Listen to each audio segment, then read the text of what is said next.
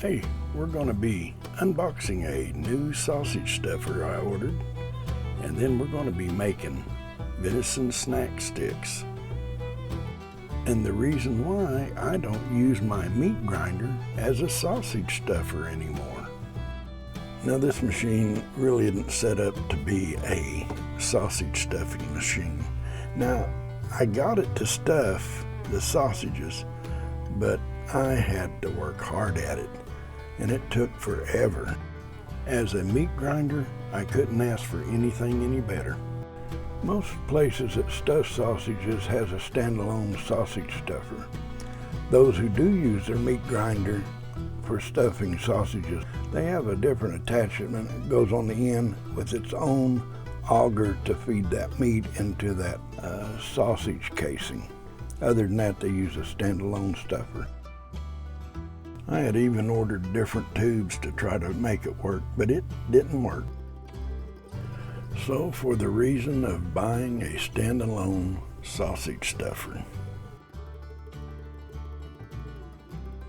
When the grinder failed at stuffing these snack sticks, I shut it down, took the rest of the meat, froze it in the freezer until this stuffer came in.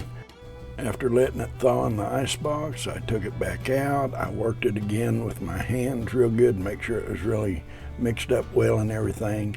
And I loaded the stuffer and cranked out the rest of the meat, which was only about 2.5 pounds.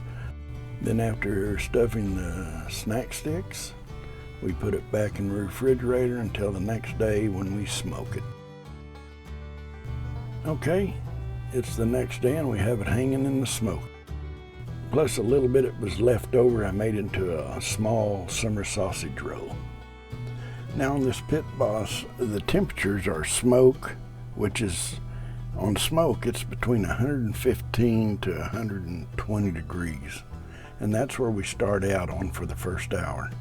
And then the next setting is 150 and then 25 degree increments thereafter. Okay, at this point, they've been on there about an hour, so I set the setting for 150 degrees, and we'll cook at that at another hour or so. Okay, it's been about an hour and a half. We kicked it up to 175. Man, look at that color. Okay, it's been around 3.5 hours, and we've kicked it on up to 200 degrees. Which it was showing 175 cabin temperature. Now it's up to 180 cabin temperature on it now. They say don't get over 180 degrees, 185, but everything worked out great. We don't have a 185 degree setting on this, so I had to use 200. Okay, our cabin temperature is showing, well, 203, going down to 201. It's adjusting, and our internal temperature of the meat is, or the snack sticks, are at 163. Hey, we're getting close. And it is dark outside. I'm having to use my phone light to video this outside. It is so dark. I'm holding it up over while I'm videoing them. They really look good. Okay, 165 was hit. We're going to go put them in a cold water bath to stop the cooking process. Hey, look at that color. Looks great. It shouldn't take just a couple of minutes to stop the cooking process. There isn't that much there. Hey, these may not be professional looking, but they're going to be good. I've learned that you got to take a longer process. Start out real low. Now my smoker, I used 200 for the last setting because I didn't have a 185. But the texture came out great. The trouble I see in the wrinkles here is from stuffing it too loose, but you can see up front some of them are smooth. That's just right. The wrinkled ones probably wasn't stuffed tight enough. Anyways, lesson learned.